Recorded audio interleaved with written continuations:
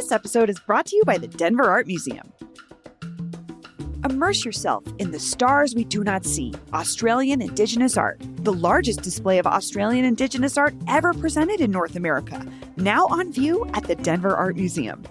This exhibition offers a captivating, multi-layered experience featuring 130 works by 142 artists, drawn exclusively from the National Gallery of Victoria's world-leading collection. These works will introduce you to the art, resilience, and depth of the world's oldest continuous living culture.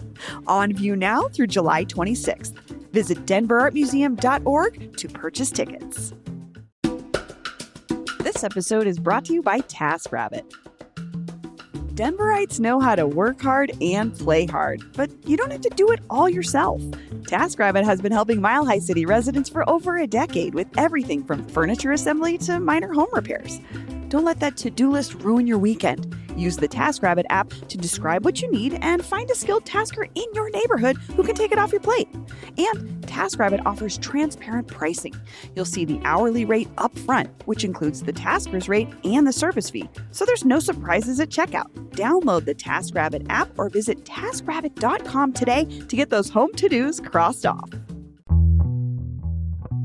Welcome to CityCast Denver. I'm Paul Caroli, and here's what Denver's talking about.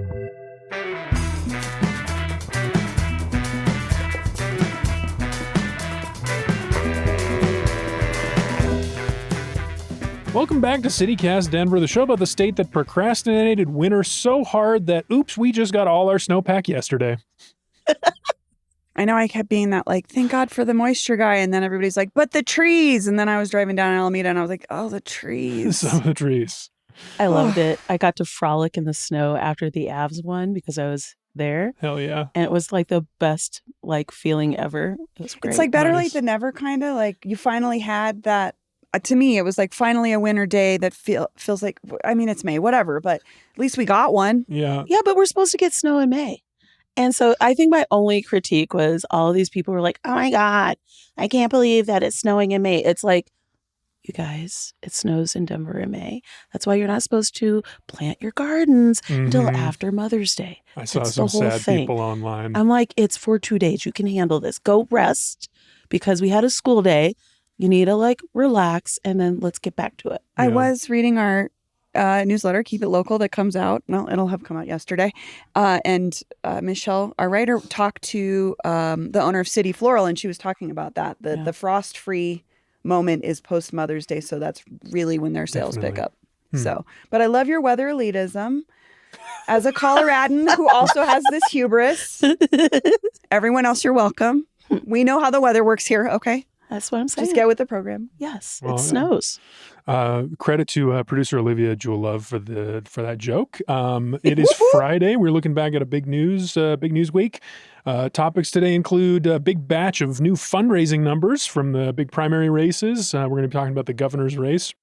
Then Governor Polis's surprising turn on ride sharing and sexual assault. That was very interesting to me this week. Our wins and fails, of course, will be at the end of the show. And as we're doing now every week, every Friday, we have a special segment for members only, a bonus segment. And I don't know what it is. Bree is cooking it up. We got a surprise segment. Should I reveal it, or what do you want me to do? Reveal it. I'm excited about it. Maybe people will Reveal- become members Reveal because the topic. Give us a little tease. Alternative Mother's Days that aren't brunch. Okay. Things to do with your mom or your mom person or your wife or whoever, your bestie, that aren't brunch. Because I really did some long and hard thinking. Okay. It's really for the lazy girlies out there. So if you like to lay down, That's good. you're going to love this list. Mother's Day, controversial topic in my family. There's been some rival plans. Oh. Different people making different plans. Oh. People not being invited to certain things. We do like a whole... We might have to get into it. We do a every side of the family gathering if we can, like my in-laws and then my brother's in-laws, but yeah. Host Bree Davies is here with me. Hey, Bree. Hi. And joining us as well, one of our regular contributors and a veteran Denver podcaster. Her show is called Square State. Michelle Jackson, welcome back. Thank you for having me. That's a great color on you.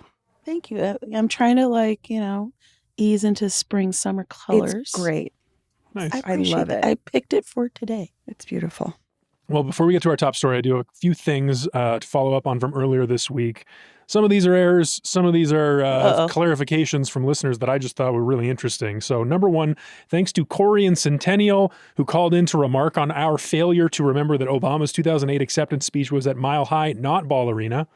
Yes. Oh. We did not. We And said that is Ball quite Arena. a difference in size, Yes. capacity. And spectacle. Yes, Yes, absolutely. So thanks, Corey. We stand corrected. Thank you.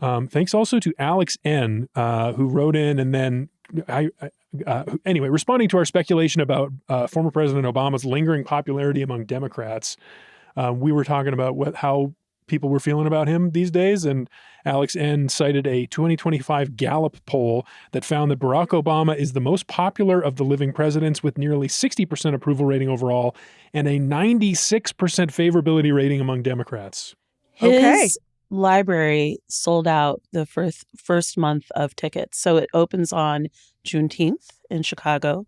First month of tickets are sold out within like a couple hours. So I think this is true. Yeah. Just saying. Gallup poll from last year. Can't fight that. I mean, that's Interesting. facts right there. Yeah. Thank you, Alex. Thank And there was you. a great piece in the New Yorker this week about Obama's post-presidency life with an interview with him. It was I was enjoying it last night. He was It on had- Colbert. Clearly, I don't watch. Don't watch it. I haven't watched him for years. I don't- think he's corny now. I don't haven't watch watched late a night. late night show for years either. Like, I'll watch like clips of Letterman and Johnny Carson, or actually, I'm lying. I watch clips of like Jenny Jones and Sally oh my Jesse God, you Raphael. still do? But if I come across one online, I will watch that. But that's the closest I've gotten. And finally, I did text with John Ewing, spokesperson for the mayor, after our show where we talked about the DNC visit this week, Right. scouting Denver as a possible host for the 2028 DNC.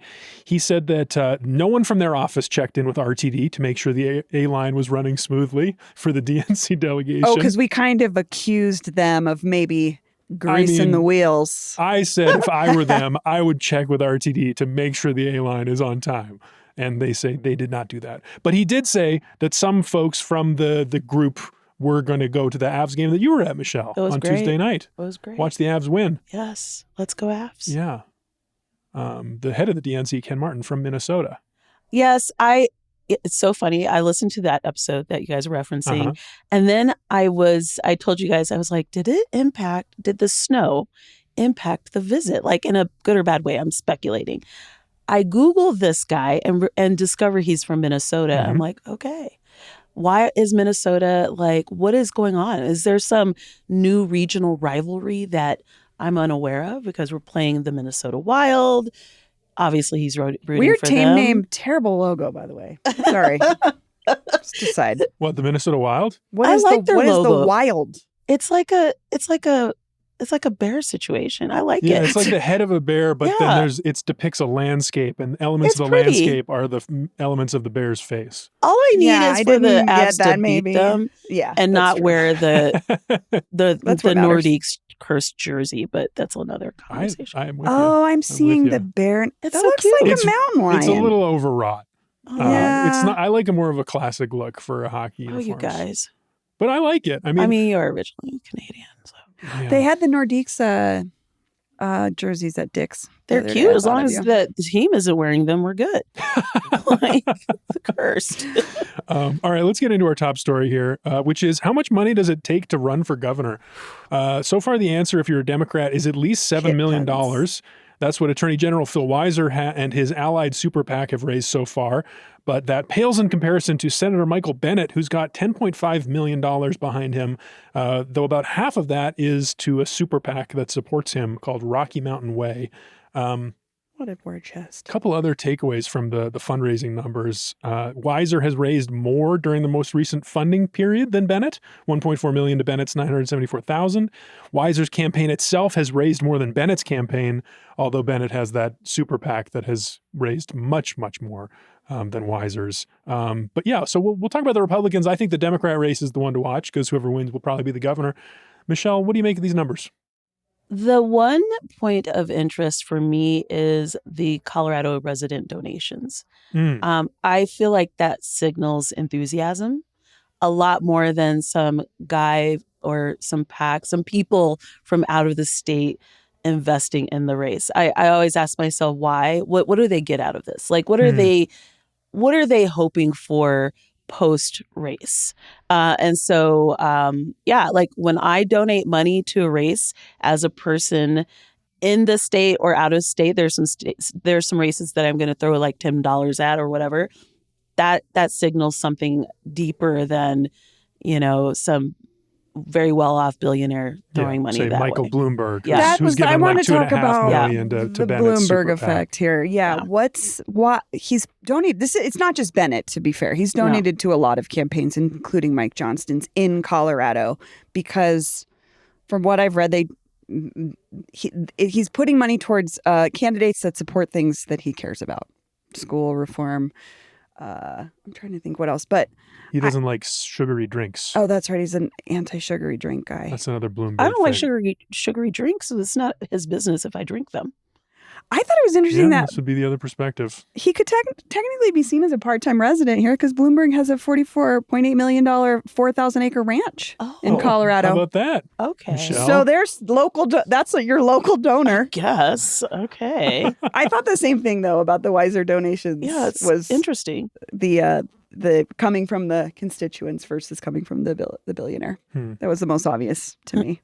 Bree, what about the race in general right now? I mean, how do these numbers reflect your understanding of where these two gentlemen are lying in the race? Sometimes it's hard because we look at this stuff all day to be more of a average person who's not thinking about the governor's race as deeply as we are yet because we're just in the primary. So like, how are these two resonating? And I know name recognition wise, Bennett is probably doing crazy numbers over everybody else. I watched their sitting senator, senior senator, Yeah, won 2 statewide elections. well known, right? Mhm. I watched both of their commercials. Pretty milquetoast to me, just like regular. It depended on that they would use different types of music behind each one, but it was just like, I'm going to fight for this. I'm going to fight for your children. And like, they're almost indistinguishable from the commercial perspective, like just watching the commercials. But I do think it's a name game at this point, and Bennett's probably doing way better on that front. Yeah. I think no one's registering on anyone's radar right now because it's too early. And you know what I want someone to talk about is $4.59 gas. I don't even own a car. I use Colorado Car Share. I love these people. And I can Your former employer. I love them, and I can rent a electric car if I ever use it. Anyway, but every time I'm on a light rail, on the bus, and I go by a gas station, I'm pissed off. I'm not even driving. And I'm pissed off. So I'm excited or interested to see when they start talking about that stuff. I just feel like it's just too soon. And we as humans are we're not there yet. And so I take all of this right now with a grain of salt. But I think the constituents donating this early to the race is something I'm paying attention to. So. Yeah, the money, a lot of this money is going to go to advertising to help with the name recognition on Weiser's side, especially, and yard signs, which is what I've noticed. This race has definitely started popping up in my neighborhood. Mine too. I've seen. I'm curious where yours lies, and I want to know what neighborhood you're talking about because where I live, Virginia Village. Well, how are we going to know what to? Give us a gist. Give us a quadrant of the city. It's a bougie neighborhood. I'll say that. And I'll also say that they joke that it's rich Dems. And so I'm not saying I'm one, but so I am definitely seeing yard signs, and I was a little surprised by that. Actually. And who are you? Who's Weiser? name? Weiser, more Weiser. Yeah, those are the ones I've seen. Interesting. Yeah. Same in Virginia Village where I live, Right. which I recently learned is one of the more conservative places in the city. That doesn't surprise me. Yeah. I like Virginia Village. But yeah, 2 Weiser signs have interesting. gone up in the last couple weeks, and I did see a Diana to Get sign go up, and that's the only yard sign so far. I have seen none and no to get signs, and that actually is very interesting to me, especially for my neighborhood. So I'm watching that with interest. I've definitely seen people knocking on doors for Malat's campaign. Milat Kuros, one of the challengers to the Get. Yeah. You know who They're out. just saw this morning? She's going to be on Hassan Piker's stream on Sunday. Milat Kuros. I'm not watching him, but okay. Yeah, but young people are. Kind of a firebrand guy. That Not a fan of his, but okay. Yeah. Like, that's He's interesting. got a huge audience. Yeah. He sure does. It's huge. What do you think about that, Brie? I think it's genius on her part. She's not. I mean, it's smart, but I'm not a fan of his. So we'll Get see. in front of people that I don't know. Is Diana DeGette going to go on? No, I don't think she's going to get the invite. Right. No. Yeah. That's true, and that's like not her fault. But I think it's smart of Malat to say yes and I get would in agree. front of a lot of young people. But a lot of young people in Colorado, I don't know. That's the question. Yeah. I That kinda young wanna tune registered in. voters in Colorado, I'm not sure. Huh. Well, My neighborhood, for the record, nobody ever puts up signs. Oh, really? Yeah. Actually, there's like a couple other white families on our block, and there's one that put up a Trump sign once, and that was literally it. But my neighbor, people just, I don't know what my neighbors, like I talked to, I don't know what my neighbor's political affiliation is. I have no idea. But I don't know if it's cultural or what, but like, we're just never usually big. I do know sign mine. people. Partly because in my neighborhood, people still have the signs up for the presidential election. They Oh, really? they still have Harris signs up. Really? They are Wow. not playing. Yeah, Huh. and I've been watching. Like, are they going to take them? I mean, they're up. Interesting. Yeah. So Well, we should talk about the Republicans a little bit. The primary on the GOP side is very interesting to me. There's three top candidates, it seems to me. Collectively, they have raised about as much money as Michael Bloomberg has given to Michael Bennett. that's it. Yes. Oh. Barb Kirkmeyer, the longtime state representative, has raised about $500,000. Victor Marks, who has Boebert's endorsement, he has the fundraising lead with about $2.2 million. And then Scott Bottoms, who won the top spot on the ballot at the state assembly last month, has raised the least of the three with $178,000. Have any of those three broken through in either of your media consumption or No.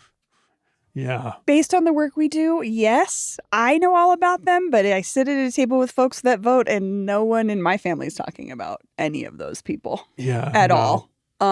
Also, Boebert signing off, which is interesting because she's not even fundraising well. So, is she a big of a name anymore enough to put? Or, well, I don't know. What is the I end think goal she for just these has guys? such a safe seat. It's Yeah, not that's going to true. attract a lot of money. Yeah. Like her opponent, Eileen Laubacher. We should know. learn it. Labacher. I think she was raising a good amount of money, at least last time I looked. And the seats that are going to be the contested ones are the CD8 and 4 Gabe and Evans. 5 and the Springs possibly, but that'll be for the fall. I guess I just keep going back to this conversation that we had with Logan Davis on our show about the money in politics and how the right is using that for legislative means. And I just wonder what the end game is for things like the governor's race when, like, I don't know, do they have a chance when we get to the general? I had the same thought. When I Kinda looked at like, the money why? for these candidates, I was like, oh, that's because all the money's going to these ballot measure the ballot issues. campaigns Yep. and Advance Colorado. And if you haven't heard that episode with Logan Davis from Monday, That was highly absolutely recommend it. Wasn't it? fascinating. Yeah. That was a really good episode, guys. I cannot stop thinking about it. It was wild. And now, now looking at these races, it's like, okay, yeah, why is money going into these when it's clear there's big GOP money going into this other avenue that seems to be the most effective for them Like in the Colorado, Heritage in the blue Foundation. state. Yeah, in Advanced Colorado. And yeah. Very, very, strategic. We'll talk about it more as the primary approaches. June 30th is the date. I would love to hear from listeners, specifically about Bennett and Weiser. I mean, where are people standing right now?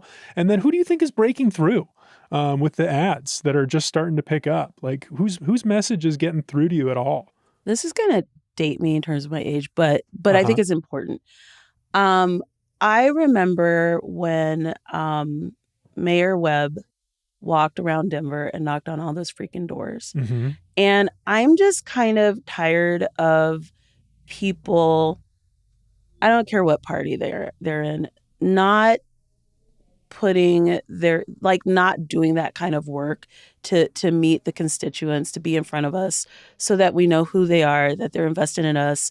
There are people who have been in office for a while, they're working, but it's like, this is why I like term limits. Like I need you to work hard for the position that you're in. And so I really hope to see across the US, people who are running for office literally showing up in the neighborhoods of the people that they're trying to represent. Yeah. And it's not enough just to go to meetings. Like, I need you to go to my house. Maybe I'm not going to open the door, but I need to see that you're out there, which is why I was interested in seeing Malat's team out there. But I need, I need to see all these candidates hustling for us because I'm sick of them all, to be honest, in general. I think they think they are doing it. I don't think so. I just don't think I've never seen someone work that hard in my life. That man wore those shoes out. Well, and truly. They're at the Blair Caldwell Library on the third floor. Down the street. I mean, what he did, it's historic what he did. Exactly. It was very impressive. But I feel like if I was a candidate today, I would be thinking about that as a great model to follow again, because that's why I'm saying can put it up on social media and then it will resonate in the same way. If you put in the work and if you put it out there, like I started following Diana DeGette on Instagram, which I wasn't before. She almost got bumped off the ballot during the county assembly. And her Instagram, like, she is doing it. She is going to these businesses all over the city. She's meeting with business owners. And what she's doing is she's posting pictures where it's just a flat picture with her smiling with two business owners. And I'm scrolling past. It's telling me nothing. Yeah. But like, I'm I want to feel the connection. Not all constituents are business owners, right? So Agreed. This is my other piece. Like, I get why you're meeting with business owners. Totally makes sense. But maybe, first of all, her social media team, she needs video for that. 100%. But I just need to see you hustling for my vote, because I'm quite frankly over both parties. But that's not today's conversation. No, but that is a lot of people. I mean, to touch on what you're saying, Michelle, the thing that catches my eye is when they're out at community events, when they're showing up to, like, the Harvey Park Farmers Market was kind of a photo op for some local folks running for office, which I thought was really smart, frankly, because it is like, that's kind of a place where business owners and just everyday people are going to be. That to me shows you a little bit about how connected you are to the people that you're running to represent. So, like, a town hall, okay, a debate, okay, like, because you're gonna be there anyway. Yeah, where else will I find you? Where else will I see you? And that to me says a lot. If you're sitting at home on Instagram, would you rather see a candidate on Hassan Piker's stream or at the Harvey Park Farmers Market? Depends on my age. I also think it depends on the race. I mean, I think the Hassan thing's really smart. I just think it's really smart for a segment of the voting population or potential that's not me. I'm the person that I would like to. I'm 45 years old. I'd love to see someone at the farmers market. Yeah. But is that conversation with Hassan Piker going to get her in front of somebody who's 20? Yeah. Possibly, but it also could explode in her face, given him and what the kinds of things he can say. Well, and what and I he's also known think he for gets and- painted. Yeah, I mean, I don't want to get into. I think she politics of has. Hassan I mean, Piker, but that's a good point. I think she can handle that conversation, which is why she's there. But I think your point about being in local spaces, like, are you walking up? I just told Paul how I was walking up and down Colfax last week, just checking things out. I'm like, are you guys doing that? Like, are you walking down the street and then, like, having to dodge like certain dodgy characters, like looking inside, storefronts because they're new? Like, do you recognize what's happening because you've been on the ground? Or is it all very, like, abstract to you? And sometimes I feel like with Denver, with all the growth and the change, that people live outside of the city itself and that everything's very, like, abstract. Like, they pick and choose the experience. I don't know. I know what you're getting at, because it reminds me of Zoran Momdani, who did such a good job of making everything he did feel like he was in the city, talking to real people, engaging with real people. Kids. And I just haven't seen that anyone from Colorado. He had great stories, though. Yeah. His narrative was it was so good. Like the cab driver strike he was part of. Like, all those little things he could go back to made you go, oh, he was there before. He's not just like, hi. Yeah. Yeah. I feel like Mamdani actually loves New York. And this is what it is. And I feel like right now, the candidates for anything in Denver, I'm like, I don't know that you really love Denver. I think it's just this abstract space that you live in. That's a great take. That's such That's a what good. it That's is. such a good take. That I And that- agree completely. Yeah, I'm and not maybe- seeing anyone. Maybe that's the Zoran Mamdani effect, is the Mhm. person that feels genuinely, authentically connected to the, Mhm. like, Mayor Johnson's not running right now. I see that fool everywhere. Mhm. He's saw him last- everywhere. I saw Yeah. him He last does week at the love Denver. DCPA. He does. You know what? You can say a lot of things, but the man does love He Denver. really does. Yeah. And like, it was kind of, I also maybe yelled Mike at him across the lobby of the Wolf Theater. And my husband was like, Calm down. and he goes, actually, he's probably happy you didn't yell mayor Yeah, across that's the true. room. Yeah. But like, just my point is just, I see him. I Yeah. see him everywhere. Yeah. And that's such a great way to think about Zoran's win, though. It's a, Yeah. that's He a great loves take. New York. He represents the Yeah. New York that we know Mhm. from popular culture, that Mhm. we connect with through music and movies and the lore of what it is. But I imagine it's even deeper for folks that actually live there. Like, he does have a connection to this community center or this whatever. But you're right, compared to like a Bloomberg, someone who's Yeah. way up here in Show the New us- York sphere. Show us you love it. Show us you love Denver. Yeah. And listeners, call in. Let us know what you think. 720-500-5418. Again, it's 720-500-5418. We're going to a break and come back and talking about rideshare.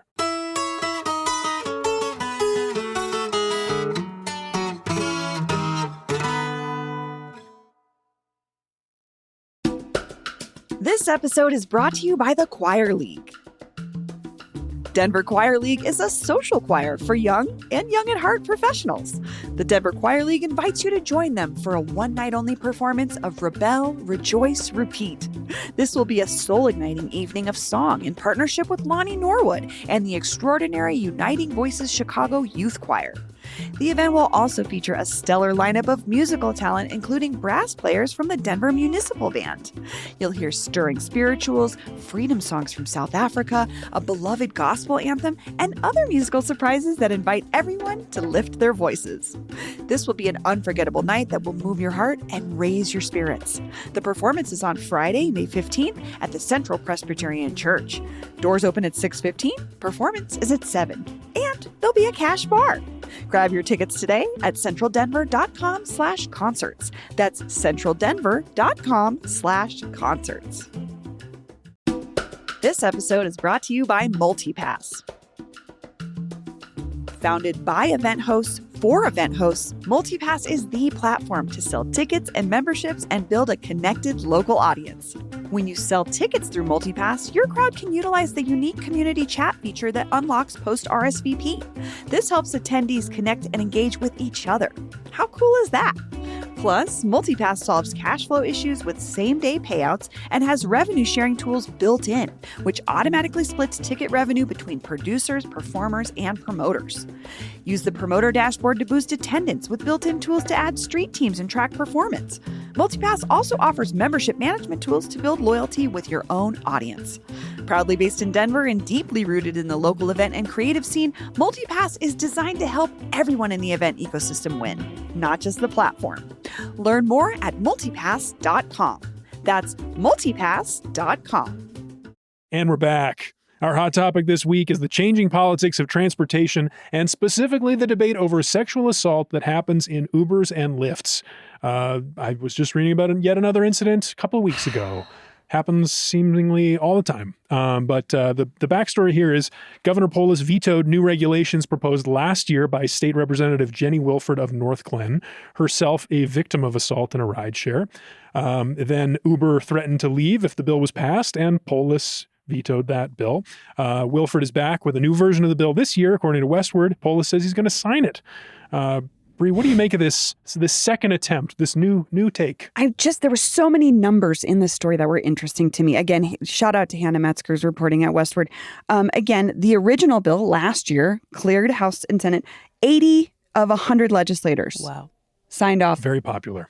Polis said no. 80 of Yes. 100. Again, as you mentioned, Representative Wilford, she was assaulted in front of her house by a Lyft driver. Oh my God. The driver was charged with felony unlawful sexual contact, but 1 year later, he has still not been found or arrested. Don't they have a database of this person? Yeah, that was weird. It's like his name Yeah, is in it's so Westward in the crazy. story. It's like, why can't Shouldn't they have a address and stuff for him if he crazy. don't we have worked for flock Lyft? cameras? Don't we have I thought we were being But doesn't surveilled Lyft constantly. have a record of this? I mean, it was just like, and then Yeah. the other thing was like, Uber faces more than 3,000 sexual assault and sexual misconduct lawsuits nationwide. They were recently ordered to pay $8.5 million in a case in Arizona and $5,000 in a case in North Carolina. Like, it's looking real bad for them. And the frustrating part to me is that someone has to share their personal experience to get people to really lock into this being a serious issue. But a driver was sentenced to 290 years in prison for kidnapping and sexually assaulting 12 women.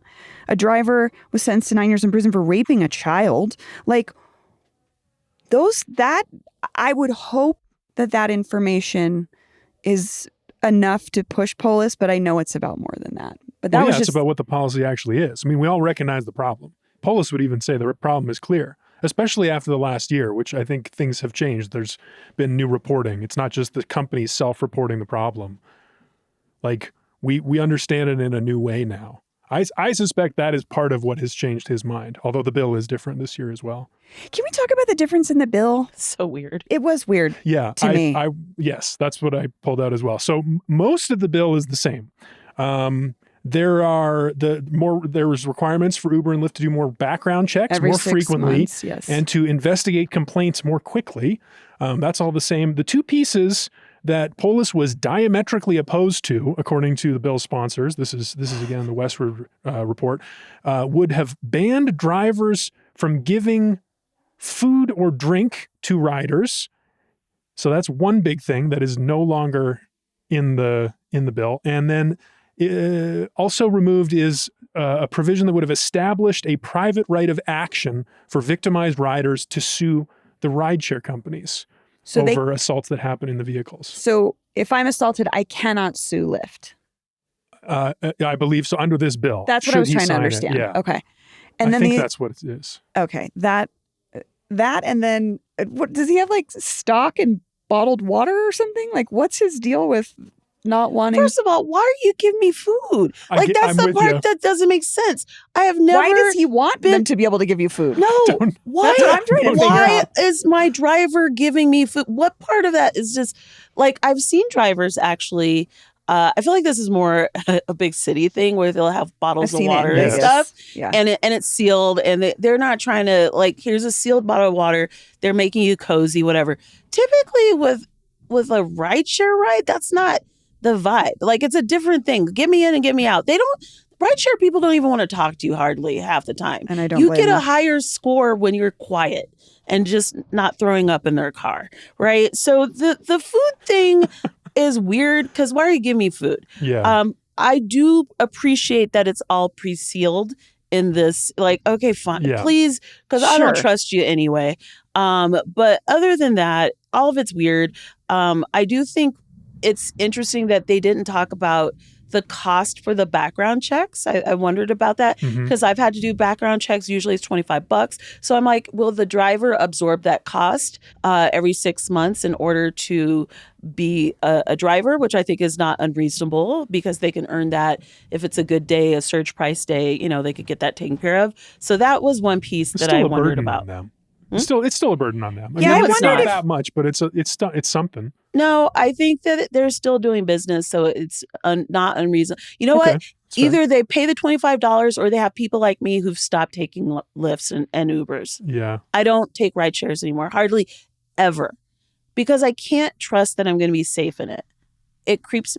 I just don't trust it anymore. So do you want people who are going to use it or not? And Waymo is a thing. I know I fussed about it, but like out of the two, the car might, drive off the road, but no one's in there to mess with me. Yeah. So. Yeah, there's a reason. I mean, I think that's why they're more expensive. Yeah. Is because it feels safer. The no rape guarantee. I mean, it's that's wild, right? It is wild. It is wild. It's such a bummer that you have to pay for like basic human decency, safety. The food thing. So weird. There's just to be clear, I think I was unclear earlier, but the this year's bill requires that any food or drink be factory sealed, which is fine. Yeah. I don't know why you're. Why was that food. a sticking point for him? That's the weird part. That's just all I'm saying is the weird part to me is I'm like, what does he do? What does he have stocking? He wants riders to be able to, or drivers to be able to home bake muffins and distribute them to their riders. God. And it was just such a weird thing to be stuck on. But regardless, it sounds like it's going to move through. I want to point out And one he's thing, gonna which is sign off. rules that the actual date for the rules to be adopted, which is Uh-huh. July 2028. That was the date that kind of stuck out to me. Did I read that correctly? Like, I'm not sure. I didn't put that down. Okay, so July 2028 was the date that stuck out for me within the article Why that would I it not read. be effective immediately? Because I it's don't not know, but- requiring some major shift in operations or anything. That was what I was like, that's years from now. This is a The legislative companies question. probably asked for that. That was probably Yeah. a compromise. But I think they do this in the bills all the time. Is They Okay. set it out a long time and give the industry time to come into compliance. And I mean, I agree. It's weird that it's so long, 2 years. But Yeah, and there's it's not another requiring- date that's February. So I think there's a reporting date starting in February, but the adaptation date for the rules was, from my notes, July 2028. So I just want to bring Weird. that up.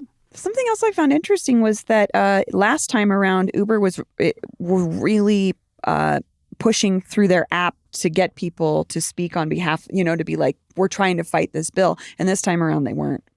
So I don't know if it's just the recent spate of lawsuits or what, but I think so. they were just like, all we the can't. reporting, all the lawsuits. It's just like a year has passed and the PR has been so much And worse. stuff's gotten worse, yeah. And maybe they're losing like writers. It just also, you know what? The economy's bad, right? Mhm. And cost of gas is high. And people it's almost a luxury for some people to use a rideshare. Like in my case, I'm using it maybe if I go out at night and I don't want to drive, stuff like that. But you know what? I live near the light rail. So I'll just opt for that instead. So I think maybe there's data around spending that we're unaware of where they're seeing shifting habits and they're like, let's just do an easy win. You brought up the gas prices, though. That's a great point. At what point is this just not even a viable I wouldn't do it if I job for somebody because it's costing them too much There's money. that other report. I forget who had that. We'll put it in the show notes, but it was gas prices going up so fast, rideshare drivers stopping driving and or going to this Colorado rideshare The co-op? That co-op. Just because it's the more economical option for them. Although I think they have their own challenges. Yes, I was reading about them on Reddit. Yeah. Well, I mean, there's so much changing with this. Like Waymo's coming in, VO scooters I kind of wanted to talk about. They're cute. And I don't like scooters. And I was like, maybe I would do try like one. the turquoisey color. Yeah, It catches my eye I with like the the black. color, but I like the width The style? the style of the Okay. scooter. And I was like, I'm not one to use them, but I was like, maybe okay. In a safe space. All right. Hell yeah. Slowly. Then the VO the VO's getting cheaper. VO's cheaper than what we used to have Lime. That's right. So I don't know. I mean, for you two, here's my question to wrap us up on this segment is if you're trying to get from Union Station to Civic Center, you got VO, Lyft, Uber, Waymo, the 16th Street free ride bus, Colorado rideshare co-op, walking downtown. I'm walking.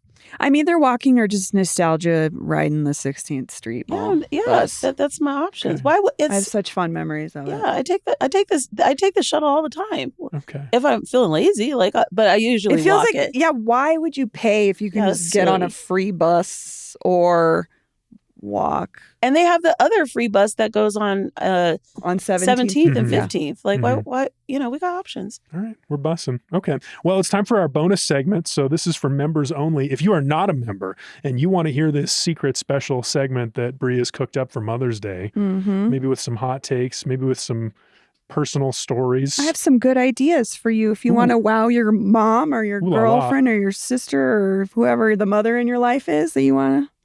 We And, deserve more, and I have a good list. Well, and if you're a member, you're going to hear that list. And if you're not, you go to membership.citycast.fm, sign up today, $10 a month, $100 a year, get access to the ad-free feed and bonus segments every Friday like this one right now.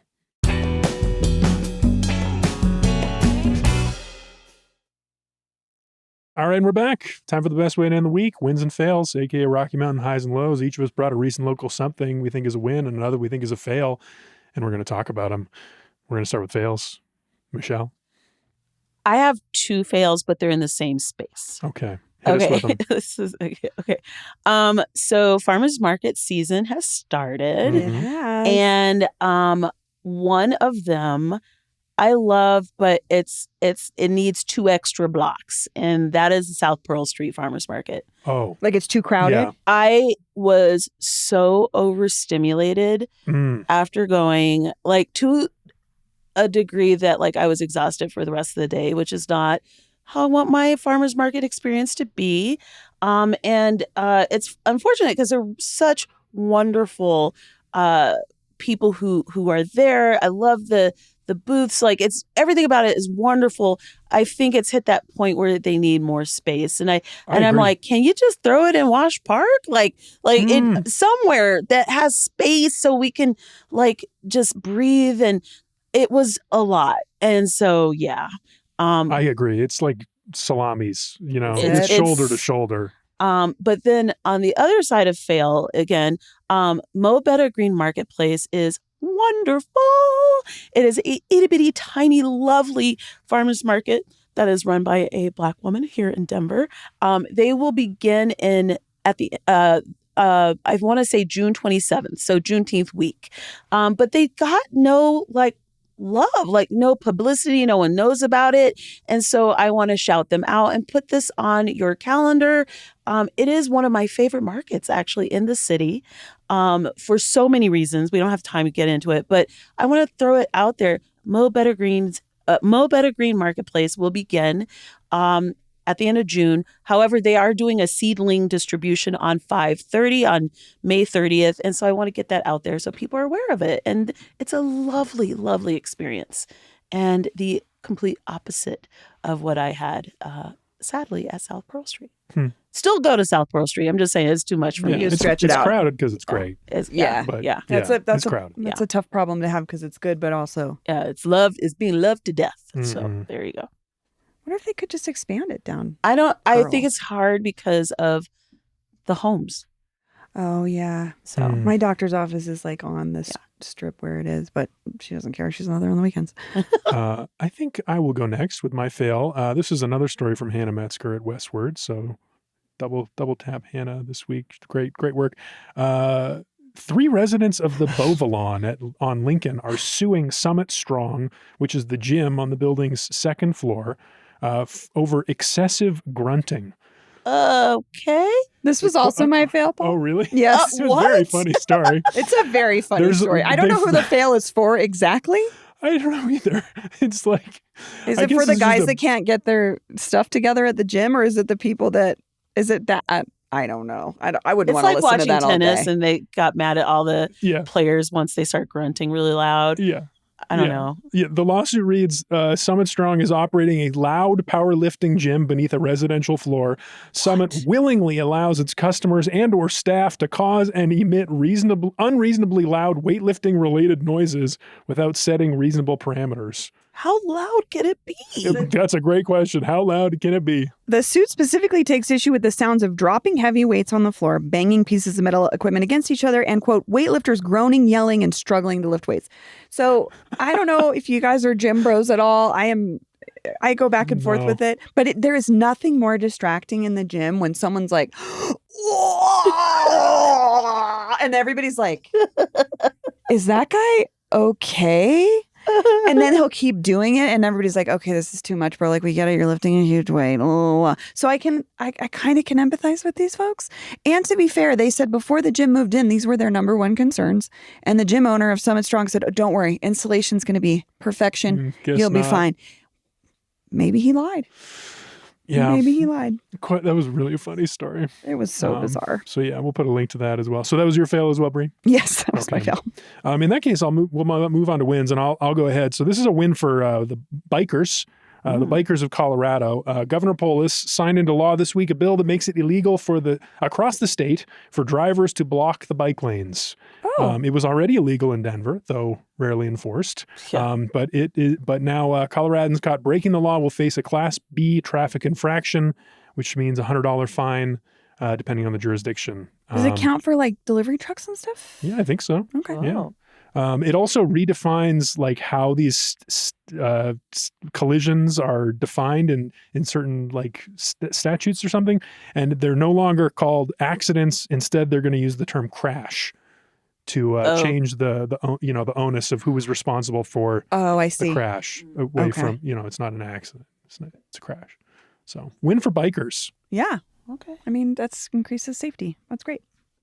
Bree, do you want to go ahead with your win? Sure. I have two. I have one little one really quick. My brother-in-law, Eric Jemba, graduate of Kennedy High School, just styled Betty Saar, who's turning 100 for the cover of the LA Times this week. She's this like amazing fashionista. Whoa. And he got to do her styling for all these beautiful photos. He also styled 2 Chainz a couple weeks ago for New York Times, but I'm just so proud of him. He's famous. He's a Colorado guy, and he does really cool stuff, and this is his latest.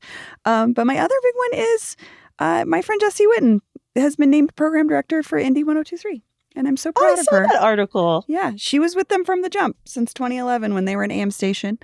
She was most recently at Levitt Pavilion, and she's back. She's has such a great passion for not just radio, but local music. She's such a local music nerd and knows so much about the scene here that I'm just happy to see her back full time in radio and see what she does with the station. So congrats, Congrats, Jessie. That's really cool. Yeah.